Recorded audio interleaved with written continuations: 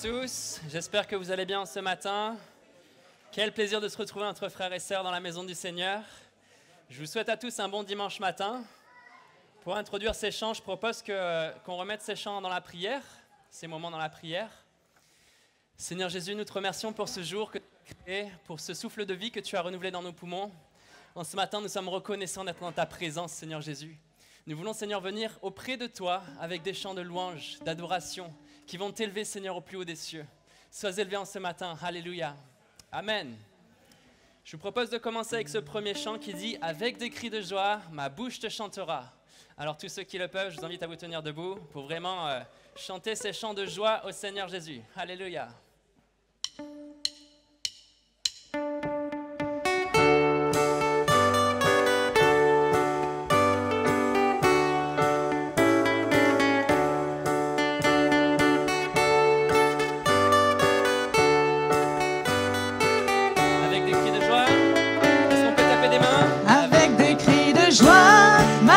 Chantera, j'élèverai mes mains et te célébrerai.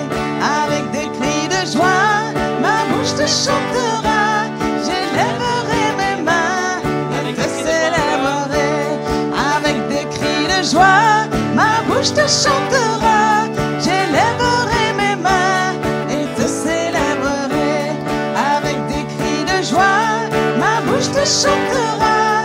J'élèverai mes mains et te célébrerai. Oh Dieu, tu es mon Dieu. Mon âme te recherche et soupire après toi sur la terre desséchée. Avec des cris de joie, ma bouche te chantera. J'élèverai mes mains et te célébrerai. Avec des cris de joie, ma bouche te chantera. J'élèverai mes mains et te célébrerai. Lorsque je pense à toi,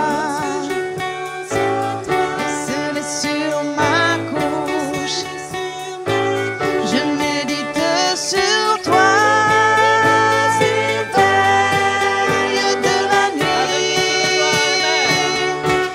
Avec des cris de joie, ma bouche te chantera. J'élèverai mes mains et te célébrerai. Avec des cris de joie, ma bouche te chantera. J'élèverai mes mains et te célébrerai. Je connais le bonheur à l'ombre de tes ailes, car tu es mon secours.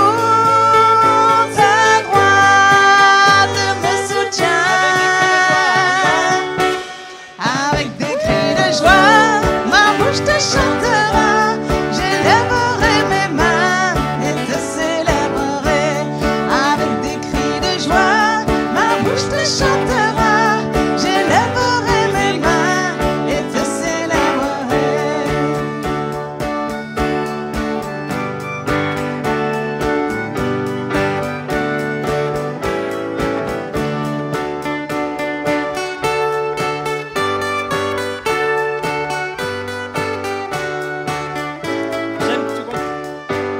J'aime te contempler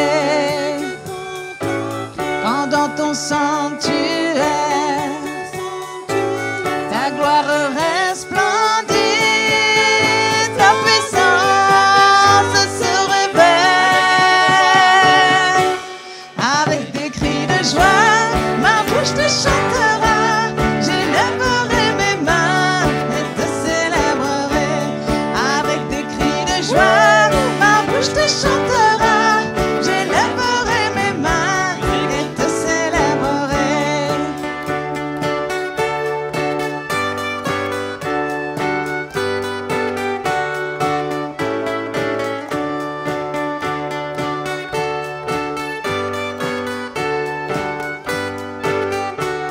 Avec des cris de joie. Avec des cris de joie, ma bouche te chantera. J'élèverai mes mains et te célébrerai. Avec des cris de joie, ma bouche te chantera.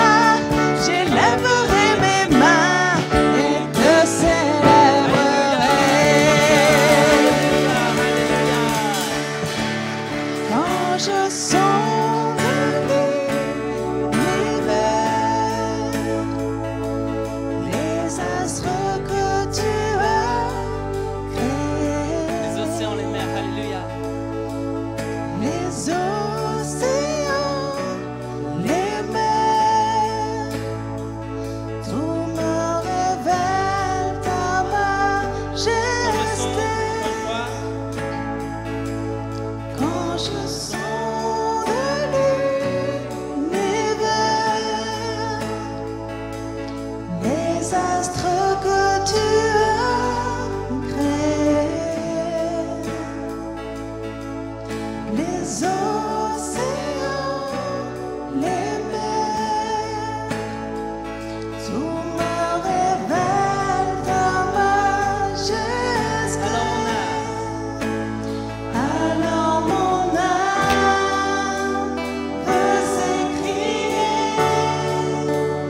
de tout mon cœur. Je veux chanter. Dieu, tu es Dieu de son cœur. Oh Dieu, tu es infiniment grand, éternel puissant, roi majestueux. Oh Dieu, tu es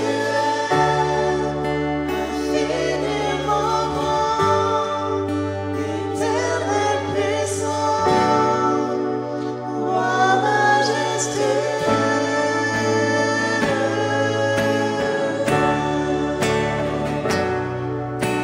Seigneur, quand je sonde l'univers, quand je sonde les aspects que tu as fait, Seigneur, je me sens petit, Seigneur, face à ta création, Seigneur.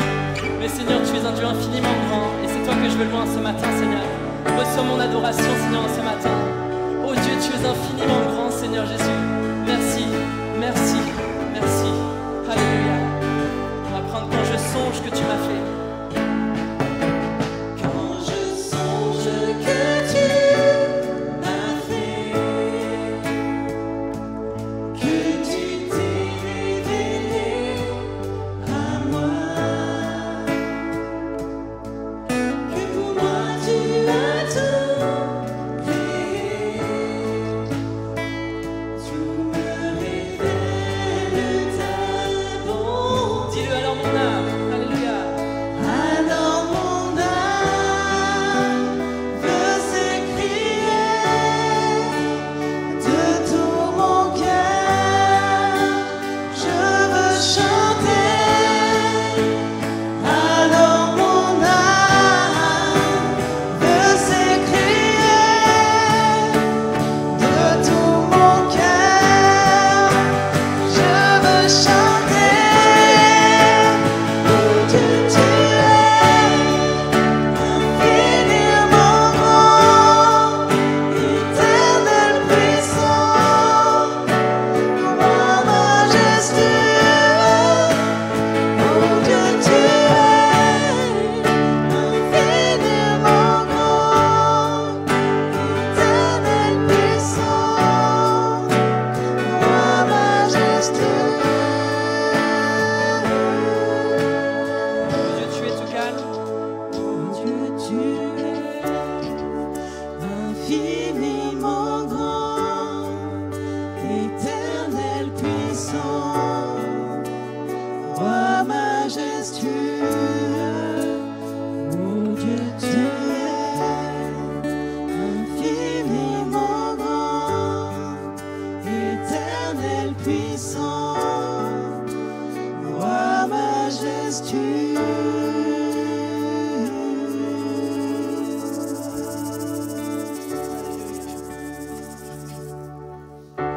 Tu étais là dès la création, le Fils unique de Dieu très haut.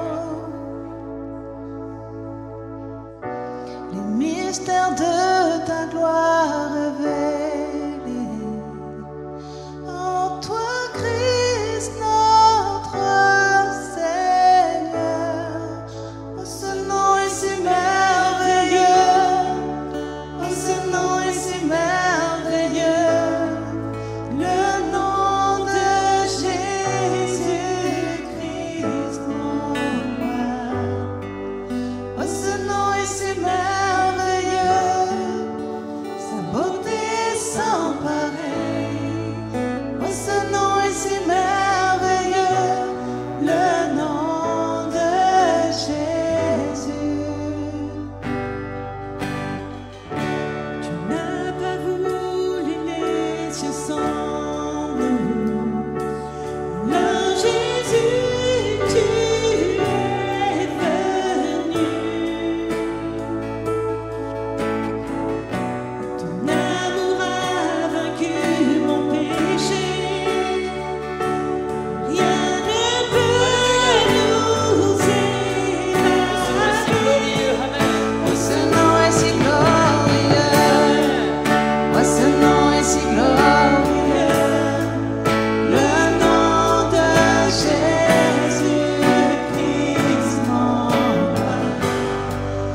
Oh, ce nom est si glorieux,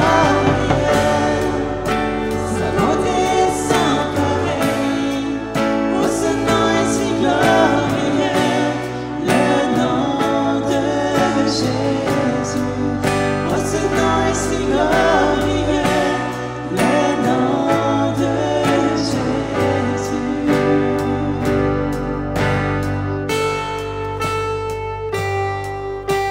Gloire à toi, Seigneur Jésus. C'est vrai, ton nom est glorieux, Seigneur. Le nom de Jésus au-dessus de tout nom. C'est toi que nous élevons ce matin, Seigneur Jésus. Jésus-Christ de Nazareth. C'est toi que nous élevons en ce lieu. Ton nom au-dessus de tout nom. On va chanter ensemble. La terre a tremblé, le voile s'est déchiré, désarmant la mort et le péché. Amen. On y va. La terre a tremblé, le voile s'est déchiré, désarmant la mort et le péché.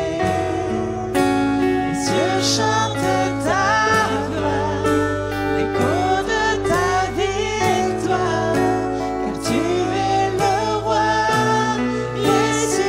ressuscité. Tu es sans rival. Tu Alléluia. es sans rival, tu es sans égal, Dieu tu triomphes à tout jamais.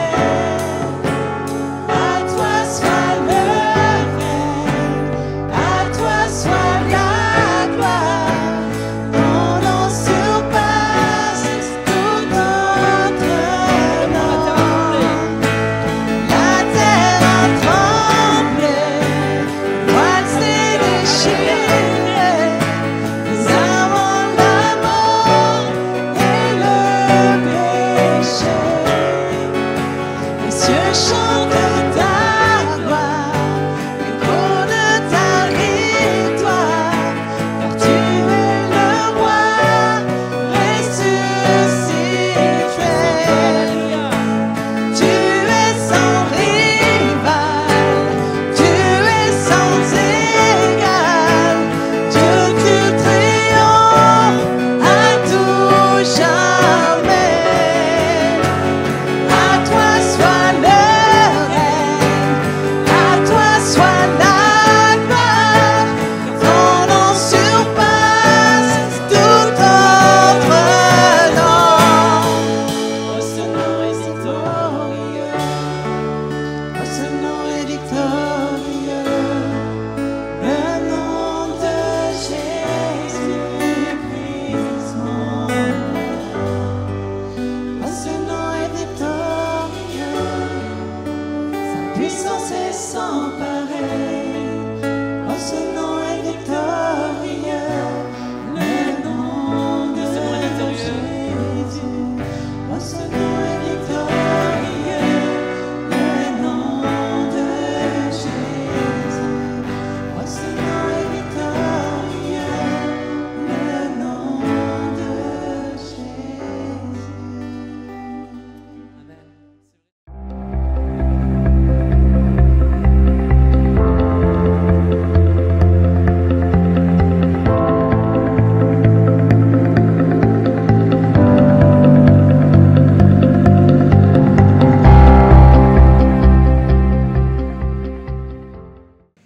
Bienvenue à tous. J'aimerais parler sur la grâce de Dieu malgré nos erreurs, dans Tite, chapitre 2, verset 11. Car la grâce de Dieu, source de salut pour tous les hommes, a été manifestée.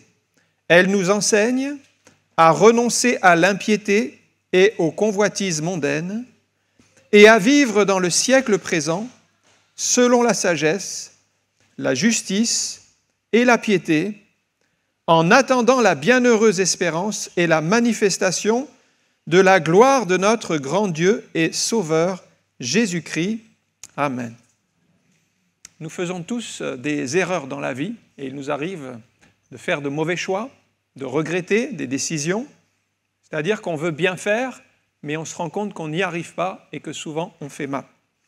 Et on a besoin de la grâce de Dieu pour nous accompagner, pour nous aider à nous relever, parce qu'on peut toujours apprendre de nos erreurs. On peut toujours revenir en arrière, prier le Seigneur pour nous montrer ce qui n'a pas fonctionné et repartir d'un bon pas avec le Seigneur en lui faisant confiance. Alors on va parler de la grâce de Dieu qui, sur le principe de la grâce, eh bien, nous devons d'abord reconnaître nos torts au Seigneur, demander pardon à Dieu, parce que Dieu pardonne nos erreurs dans la mesure où nous reconnaissons nos torts. Si on a fait des erreurs dans la vie, et ça arrive à tout le monde, eh bien, nous savons que la grâce de Dieu, elle demeure envers chacun. Certains, peut-être, ont écouté de mauvais conseils et ils se sont retrouvés dans une situation sans issue. Certains ont pris des décisions sans consulter Dieu. Et ils ont déménagé, ils ont fait des frais et ils ont perdu beaucoup d'argent. Parce que ce n'était pas ça, ce n'était pas la volonté de Dieu. Certains ont cru faire une bonne affaire, ils ont mis toutes leurs économies, peut-être on leur a conseillé un placement, et financièrement ça a été une catastrophe. Et tout cela, on doit apprendre de nos échecs pour se relever avec l'aide de Dieu. Alors Dieu ne va pas vous rappeler constamment vos erreurs.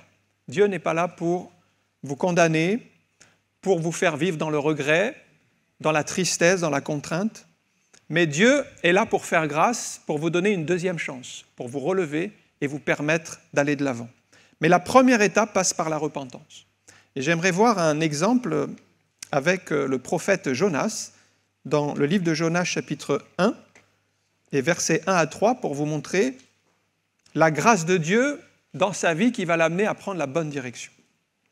Jonas, chapitre 1, verset 1.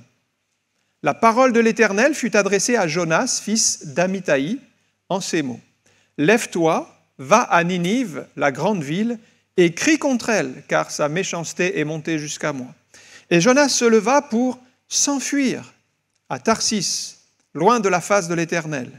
Il descendit à Jaffo, et il trouva un navire qui allait à Tarsis. Il paya le prix du transport et s'embarqua pour aller avec les passagers à Tarsis, loin de la face de l'Éternel. Le premier point que nous voyons dans la vie de Jonas, c'est d'abord qu'il entend distinctement la voix de Dieu, la parole de Dieu sur sa vie. Dieu lui donne un message à transmettre de sa part, il lui donne la ville où il doit aller, il lui donne la mission, donc on peut dire que voilà, il y a une feuille de route, c'est tracé, c'est clair. Et il n'a plus qu'une chose à faire quand on reçoit la parole de Dieu et ses directives, la seule chose qu'on doit faire, c'est maintenant obéir. Or, il fait le contraire de ce que Dieu demande. Alors, parfois, Dieu nous parle, il nous donne une direction, et c'est à nous d'obéir. Et tant que nous n'aurons pas obéi, eh bien, Dieu attendra que nous obéissions. Et ça va être le cas de Jonas. Donc Jonas va accumuler un certain nombre d'erreurs, et on n'est pas là pour le juger, le critiquer, mais pour tirer des leçons de la vie de Jonas, parce que nous sommes tous capables de faire des mêmes erreurs. Alors il se lève d'abord pour s'enfuir loin de la face de l'Éternel. Première erreur. Essayez de fuir loin de la face de l'Éternel. Mais où est-ce que vous allez aller pour fuir loin de la face de l'Éternel ? Ça, c'est un vrai problème. En fait, vous fuyez un problème, mais vous vous mettez dans un autre problème. Parce que vous ne pouvez pas fuir loin de la face de l'Éternel. Donc, vous voyez, première erreur, il se lève, il entend la parole de Dieu, il sait qu'il doit obéir, mais il décide de fuir loin de la face de l'Éternel. Regardez le psaume 139, verset 7, et c'est déjà dit dans la parole, « Où irai-je loin de ton esprit, et où fuirai-je loin de ta face ? Si je monte aux cieux, tu y es. Si je me couche au séjour des morts, t'y voilà. Si je prends les ailes de l'aurore et que j'aille habiter à l'extrémité de la mer, ça c'est Jonas, il est parti à l'extrémité parce que Tarsis c'est vraiment à l'extrémité de la mer pour lui. Et là aussi ta main me conduira et ta droite me saisira. Si je dis au moins les ténèbres me couvriront, la nuit devient lumière autour de moi. Même les ténèbres ne sont pas obscures pour toi. La nuit brille comme le jour et les ténèbres comme la lumière. Alors, qu'allez-vous trouver loin de la face de l'Éternel ? Peut-être vous allez essayer de trouver la paix, mais vous ne pouvez pas trouver la paix loin de la face de Dieu. En fait, ce qui va se passer, c'est que si vous allez loin de la face de l'Éternel, vous allez trouver des ennuis et des problèmes, peut-être plus compliqués que ceux que vous avez abandonnés. Mais Dieu nous laisse libres et responsables, c'est-à-dire il n'a pas forcé Jonas à lui obéir. Il l'a laissé libre. Et nous sommes libres ce matin d'obéir ou de désobéir, mais nous sommes responsables de nos choix. Donc je dirais que ce matin, vous avez aussi le choix de prendre la décision d'obéir ou de désobéir à Dieu. Ce sera votre responsabilité. Donc première erreur, il tente de fuir loin de la face de l'Éternel. Deuxième erreur, Jonas va dépenser beaucoup d'argent dans le prix d'un billet pour aller à Tarsis. Il va donc dépenser de l'argent inutilement. Et la désobéissance à Dieu aura toujours un coût. Ça peut être un coût financier, ça peut être un coût sur votre morale, sur votre santé, ça va vous coûter quelque chose. Et là, il a payé le prix du billet. Certains subissent même pendant des années des dettes à rembourser parce qu'ils ont acheté des biens, ils ont fait des erreurs financières et ils se retrouvent contraints de devoir rembourser, de devoir payer des choses finalement qui n'étaient pas nécessaires ou pas utiles. On a un exemple célèbre qui est arrivé en 2008 lors de cette grande crise financière avec un homme qui s'appelait Jérôme Kerviel, qui était un trader de la Société Générale et qui, par ses opérations financières, a fait perdre à sa propre banque 4,9 milliards d'euros. C'est énorme. Et il a été condamné à dédommager la banque de 1 million d'euros de remboursement. Donc vous imaginez les sommes. C'est énorme. Pour rembourser des sommes pareilles, vous en avez pour plus d'une vie. Et c'est terrible quand on fait des erreurs financières. Et Jonas a donc dépensé de l'argent inutilement. Ce sont des erreurs qui vont vous coûter cher, parce que si vous lisez la suite du récit, qu'est-ce qui va se passer? Jonas n'arrivera jamais à Tarsis. Il a payé le prix pour aller à Tarsis, mais il n'arrivera jamais à Tarsis. Il va être jeté par-dessus bord avant, mais pas que. L'erreur de Jonas, sa désobéissance, maintenant les frais qu'il a engagés, eh bien, ça va coûter aussi toute la cargaison du navire. Parce que quand il va y avoir la tempête qui va survenir, à un moment donné, ils vont tout jeter par-dessus bord. Et ça représente des sommes faramineuses. Donc des sommes perdues par la désobéissance, par Jonas, qui a choisi de ne pas obéir à Dieu. Il faut que vous compreniez ceci, c'est que votre désobéissance aura déjà un impact sur vous-même, et ça peut être un impact financier, mais ça aura aussi un impact sur d'autres personnes. Ici, c'était tout le navire qui a subi la désobéissance de Jonas en perdant cette cargaison qui était très importante financièrement. Donc, deuxième erreur, Jonas fait des mauvais choix financiers. Troisième erreur, Jonas choisit une destination opposée à la volonté de Dieu. Il choisit donc d'aller à Tarsis, qui est à l'opposé de Ninive, où Dieu lui a demandé d'aller, et c'est très très très loin. Pourquoi une telle décision? Bien, dans le fond, Jonas est un croyant, mais un croyant incrédule, un petit peu comme Thomas. Vous connaissez les croyants incrédules? Ils disent je crois, mais montre-moi d'abord des preuves, je veux tel ou tel signe, sinon je ne croirai pas. Voilà, ça c'est Thomas. Jonas était incrédule parce qu'il ne croyait pas que Dieu allait changer le cœur des gens de Ninive. Pourtant, Dieu avait dit qu'il devait aller à Ninive pour prêcher la parole et que ça serait une porte de salut, qu'il y aurait des conversions. Et puis alors il a peur qu'on ne le croie pas, qu'on ne l'écoute pas. Vous savez que toutes les peurs que nous nous faisons, ça nous bloque. On se forge des peurs, on a peur de se lancer, on a peur de faire ce que Dieu dit, alors ça nous bloque. Finalement, ce sont des peurs qui nous freinent. C'est le cas de Jonas. Alors il trouve des excuses, d'abord c'est loin, c'est compliqué pour y aller, ce sont des ennemis du peuple de Dieu, ils sont méchants. Bon, il a toujours des excuses à faire monter vers Dieu. Et remarquez ceci, c'est que vous aurez toujours des excuses pour ne pas faire la volonté de Dieu. Et quelque part, on peut tous trouver des excuses, même de nouvelles excuses. Lorsque moi-même, j'ai été appelé un jour à devenir pasteur, puisque je me destinais à travailler dans le domaine de la publicité, et je pensais servir Dieu à travers la publicité. Et je pensais que la volonté de Dieu, pour moi, c'était ce chemin-là. Donc, lorsque le soir, dans une colonie de vacances, le pasteur avait donné un verset à chacun et il avait préparé un verset pour moi dans la prière, et c'était un verset qui m'orientait à servir le Seigneur. Mais quand j'ai reçu ce verset, je n'ai pas vu cette direction. Les gens autour de moi voyaient la direction, mais j'avais toujours des excuses et je disais, mais c'est pas pour moi, j'ai déjà reçu de Dieu une direction, pour moi c'est la publicité, je servirai Dieu dans ce domaine-là, et j'avais à cœur aussi les animations au niveau des enfants, etc., l'enseignement des enfants. Donc j'avais toujours des excuses et je disais non, c'est pas pour moi. Et puis, 3 jours après, il y a une monitrice du camp qui vient vers moi. Elle s'occupait des tout-petits, moi j'étais avec les ados, donc on n'avait jamais d'activité ensemble, on ne se côtoyait pas. Et elle a reçu dans son temps de prière un verset pour moi, et c'était encore un verset pour un appel au ministère pastoral à se lever pour servir Dieu. Et là, ma première pensée, c'est, je me suis dit, mais elle est bizarre cette monitrice. Elle est un peu mystique. Dieu lui donne des versets comme ça dans son temps de prière. Et pour moi, en plus, vous voyez, je l'ai jugé. Je l'ai jugé. Et pourtant, ça venait bien de Dieu. Après coup, j'ai compris. Mais sur le coup, j'avais des excuses. Mais je disais, ça ne peut pas être la volonté de Dieu, puisque j'ai déjà la volonté de Dieu qui m'a dit, ce serait la publicité et le dessin. Et donc, j'ai rejeté encore ce verset et j'ai mis de côté. Et puis, 3 jours plus tard, encore, alors que nous étions en colonie, on avait un jour de congé, on a pu sortir de la colonie et aller dans un culte, c'était un dimanche justement, et on va au culte, et là, personne ne me connaît, une prophétie, et là encore, prophétie précise, Dieu te parle, Dieu t'appelle, il faut que tu répondes à l'appel de Dieu. Et là, je sens quand même que l'étau se resserre de plus en plus dans cette direction.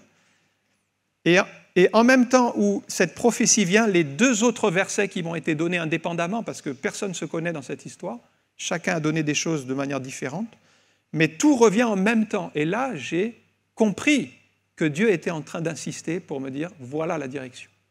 C'est un appel pour servir Dieu. Et là, j'ai commencé à accepter, j'ai commencé à obéir. Et là, je n'ai pas cherché des excuses. J'ai compris que la première pensée que j'avais eue n'était pas celle finalement que Dieu voulait pour ma vie. Et donc, j'ai choisi d'obéir à l'appel qui m'était adressé. Mais ça, c'est une décision à prendre. J'aurais pu encore trouver des excuses.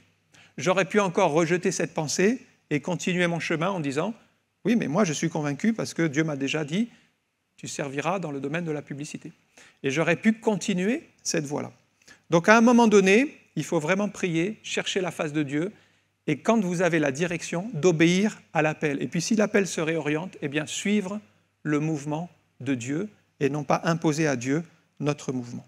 Ça, c'était le premier point. On voit vraiment chez Jonas qu'il entend bien la parole de Dieu, qu'il a les directives, mais qu'il choisit de désobéir. Le deuxième point, c'est que l'Éternel va maintenant poursuivre Jonas pour le ramener dans sa volonté. Alors, qu'est-ce que va faire Dieu pour ramener Jonas ? Il va susciter une tempête. Et là, frères et sœurs, nous devons comprendre que toutes les adversités qui nous arrivent ne viennent pas forcément du diable. Parce que là, c'est Dieu qui a suscité cette opposition puissante. Donc, certains obstacles viennent même de Dieu pour nous arrêter dans la mauvaise direction. Pour dire non, non, non, non. Tu t'entêtes à aller dans cette direction, mais ce n'est pas la volonté de Dieu. Et il y a une tempête qui survient. Et peut-être vous dites, mais c'est le diable qui a envoyé cette tempête. Non. C'est Dieu qui l'envoie pour vous ramener dans la bonne direction. Donc la tempête, c'est un avertissement de Dieu, parce que Dieu aime Jonas, parce que Dieu ne veut pas qu'il s'égare, qu'il aille à Tarsis, qu'il se perde. Il veut le ramener dans la bonne voie.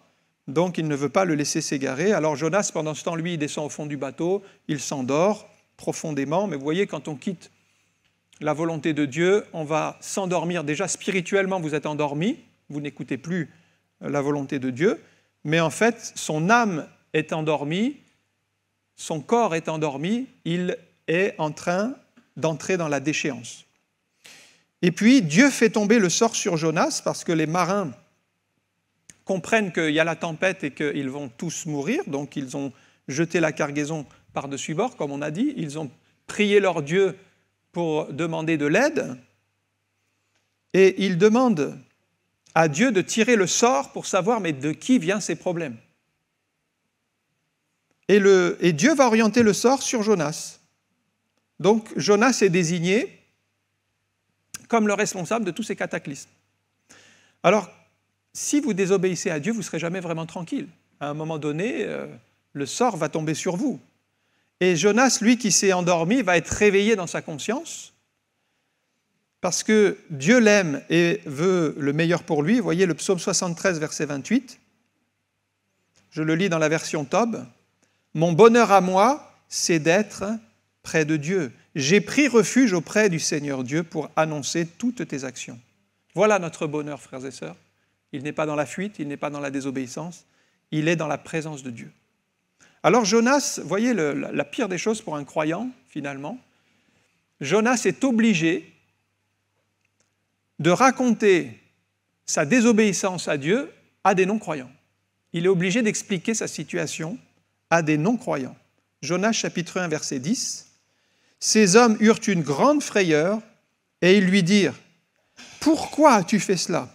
Car ces hommes savaient qu'ils fuyaient loin de la face de l'Éternel parce qu'il leur avait déclaré. Voyez le problème, Jonas n'a pas voulu se repentir devant Dieu. Il n'a pas voulu faire la volonté de Dieu. Il s'est entêté, aujourd'hui il est dans une impasse. Eh bien, à cause de sa désobéissance, il doit s'expliquer devant des non-croyants en disant « Dieu m'avait dit de faire ça, mais j'ai désobéi à Dieu. » Il vaut mieux s'humilier devant Dieu, chercher sa face, faire sa volonté plutôt que d'être contraint de nous justifier ou d'expliquer notre situation devant des non-croyants qui ne peuvent pas comprendre la situation. Donc, il a résisté à Dieu et maintenant, il est contraint de s'humilier devant ses marins.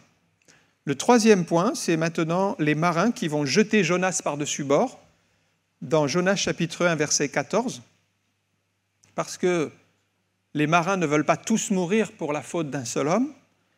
Donc Jonas 1, 14, « Alors ils invoquèrent l'Éternel et dirent « Ô Éternel, ne nous fais pas périr à cause de la vie de cet homme et ne nous charge pas du sang innocent, car toi, Éternel, tu fais ce que tu veux. » Et donc, sur le conseil de Jonas, ils vont le jeter par-dessus bord.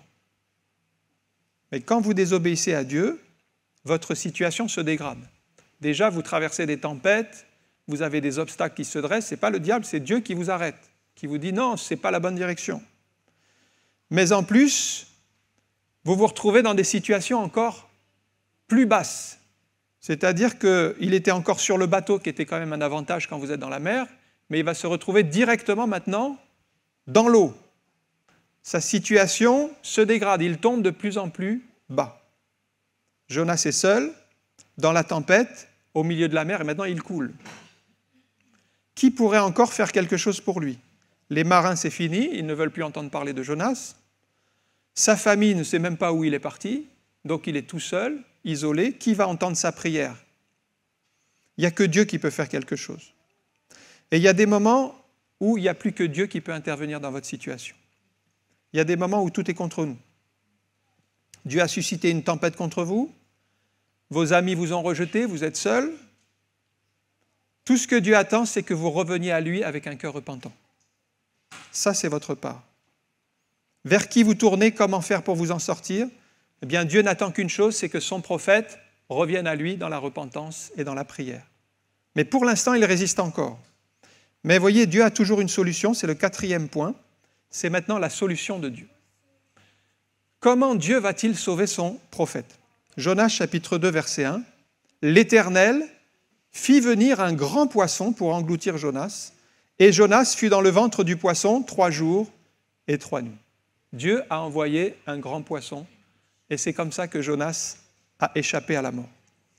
Dieu n'avait pas oublié Jonas, mais il se retrouve quand même dans une situation précaire, parce que dans le ventre du poisson, vous voyez, on est à l'étroit, c'est une situation de tension, c'est quand même très difficile. Mais remarquez ceci, dans le livre de Jonas, c'est à ce moment-là qu'il y a le tournant. Et dans le ventre du poisson, Jonas va faire monter vers Dieu une prière de repentance. Et il y a un moment donné où il doit y avoir un tournant dans notre vie, un tournant pour la prière de la repentance. C'est là que les choses vont changer. Jonas reconnaît qu'il a pris le mauvais chemin. Je dirais enfin, il aurait pu le reconnaître plus tôt. Des fois, on se pose la question, mais pourquoi est-ce qu'on tarde tant à se repentir ? Eh bien, on s'accumule des difficultés. Là, il a enfin compris la leçon et il se repent. Il était temps. Là, il veut retrouver la communion avec Dieu qu'il a perdue. Dans le ventre du poisson, il veut restaurer sa relation avec Dieu. Il change d'attitude, il se repent. Mes frères et sœurs, il faut parfois des années pour faire ce demi-tour, alors que nous pouvons le faire aujourd'hui même et ne pas tarder. Il faut parfois aller jusqu'à l'épuisement, rencontrer des tempêtes, être jeté par-dessus bord, être avalé par un grand poisson pour commencer à dire « Ah, il y a quelque chose quand même, il faut que je me repente ». Mais si vous le décidez dans votre cœur, vous pouvez très bien aujourd'hui vous arrêter, vous tourner vers Dieu et demander son secours et son pardon. Personne n'aime être dans le ventre du poisson. Il y a l'obscurité, il y a l'angoisse. On ne peut rien faire, on est sous pression, c'est inconfortable. Mais pour Jonas, ça a été l'élément déclencheur. Il y a un élément qui vous fera revenir à Dieu. C'est le temps d'un nouveau départ. Qu'est-ce qui va se passer ici dans le ventre du poisson ? Jonas va être vidé de son orgueil. Il va se tourner sincèrement vers Dieu. Il va être transformé intérieurement. Et dans la suite du récit, Dieu va commander au poisson de rejeter Jonas sur le rivage, à son point de départ. Rien n'est trop difficile pour Dieu. Il dirige le temps et les circonstances. Donc le poisson a rejeté Jonas au point même où il était parti. Vous voyez que les dépenses qu'il a faites, le billet qu'il a acheté, la cargaison qui a été perdue, tout cela était inutile. En réalité, il se retrouve au point de départ. Il n'aurait jamais dû faire ce voyage. Il n'aurait jamais dû désobéir à Dieu et il aurait évité bien des problèmes à lui-même et à tout le personnel du navire. Jonas a perdu beaucoup d'argent, beaucoup de temps par son entêtement. Et là, il y a quand même une leçon à tirer, frères et sœurs. C'est qu'il faut distinguer, quand on est chrétien, la prière de la persévérance de l'entêtement dans une mauvaise direction. Parce que la persévérance, c'est très bien, et nous devons persévérer dans la foi et dans la prière, mais pas persévérer dans la désobéissance. Parce que celui qui persévère alors que ce n'est pas la volonté de Dieu, il s'entête. Et là, on devient comme Jonas. Jonas s'est entêté, il a été buté. Il n'était pas persévérant dans le sens de la prière, mais il était entêté. Et cela l'a conduit à traverser des tempêtes, à être jeté par-dessus bord et à être avalé par le grand poisson. Donc, la persévérance, oui, c'est très bon pour nous. On en a parlé la semaine dernière, c'est indispensable dans la vie du chrétien. Mais l'entêtement, non. L'entêtement, c'est prendre une voie qui n'est pas celle de Dieu et avancer quand même si on a des indications que ce n'est pas ça. Il faut faire demi-tour, mais on s'entête. Et là, on n'est plus dans le plan de Dieu. Un cinquième point maintenant, c'est la deuxième chance qui est accordée à Jonas au chapitre 3, toujours dans Jonas au chapitre 3 et au verset 1 à 2. La parole de l'Éternel fut adressée à Jonas pour la seconde fois en ces mots. « Lève-toi, va à Ninive, la grande ville, et proclame-y la publication que je t'ordonne. » Et Jonas se leva et s'en alla à Ninive selon la parole de l'Éternel. En réalité, Dieu a fait revenir Jonas à son point de départ et la première parole qu'il lui adresse, c'est exactement la même parole qu'il lui avait adressée avant sa désobéissance. Donc ça veut dire, on revient au plan initial. Ce que je t'avais dit, c'est ça que tu dois faire. Et c'est la même parole que la première fois. Cette fois-ci, Jonas va obéir. Il a compris la leçon, il ne va pas revenir en arrière, il ne va pas chercher des excuses. Et Dieu lui a laissé une deuxième chance pour pouvoir faire la volonté de Dieu. Alors Dieu nous laisse toujours une deuxième chance, une troisième chance, si nous nous repentons, si nous revenons à lui d'un cœur sincère, si nous sommes fidèles. Pourquoi ? Parce qu'il nous aime.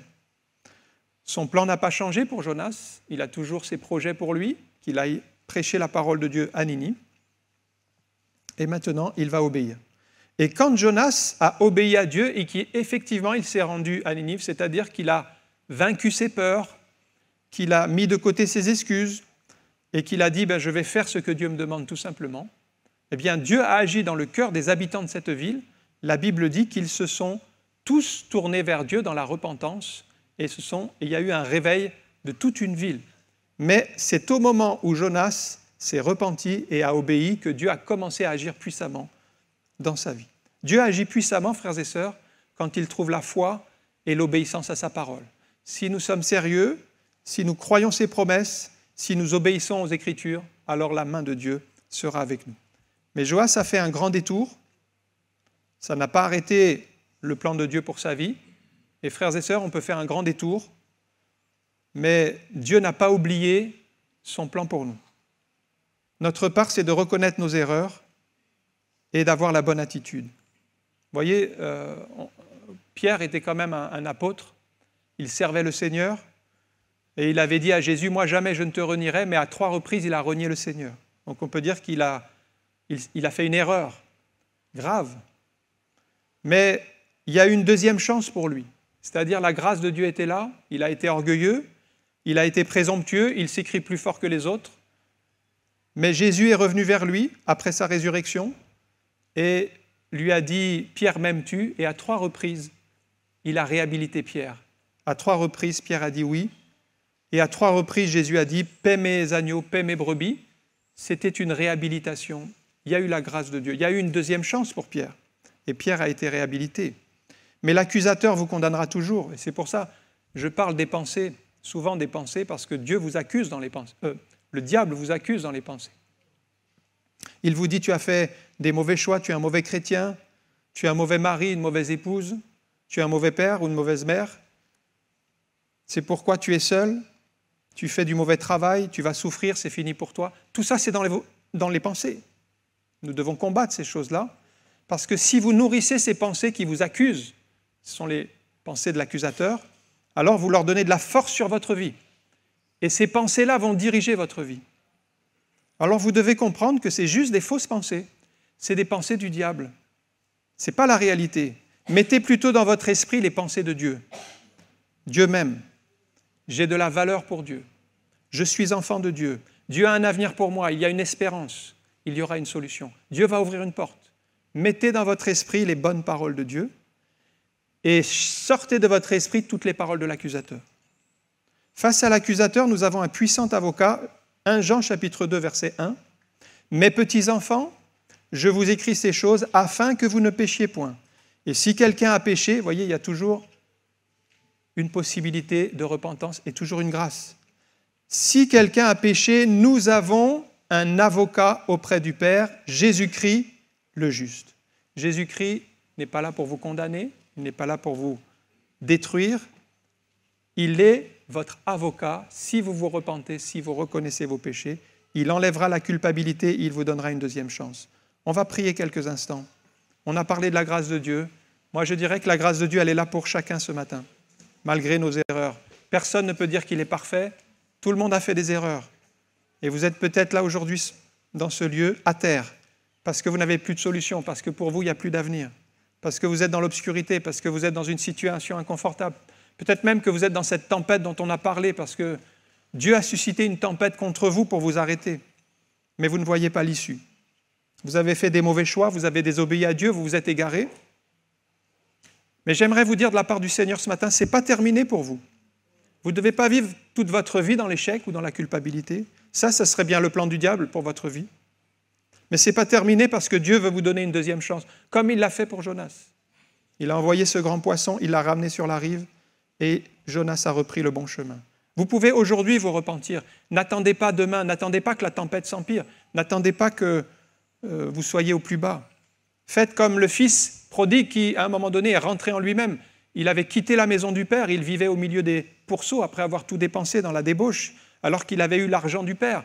Il a tout dépensé et Jésus dit, qu'entré en lui-même, il s'est souvenu, il a dit « Je retournerai vers mon Père et je dirai « J'ai péché contre le ciel et contre toi ». C'est cette démarche de repentance qu'il a réhabilitée. Lorsqu'il a fait cette repentance, le Père ne l'a pas jugé, le Père ne l'a pas condamné, il lui a donné une deuxième chance. Il dit « Viens dans ma maison, je te réhabilite. Tu es mon enfant. » On va prier. Merci encore pour ta parole, parce que tu es là pour tendre la main, Tu es là pour faire grâce et je te prie pour celui ou celle qui est venu dans ce lieu ce matin, qui est peut-être dans l'échec, qui fuit peut-être loin de la face de l'Éternel, qui est confronté à des tempêtes, qui est confronté à toutes sortes de situations impossibles. Eh bien, Seigneur, je te prie de parler au cœur et de permettre des bonnes décisions. Oui, dans le nom de Jésus, nous te rendons toute la gloire. Amen. Que le Seigneur vous bénisse.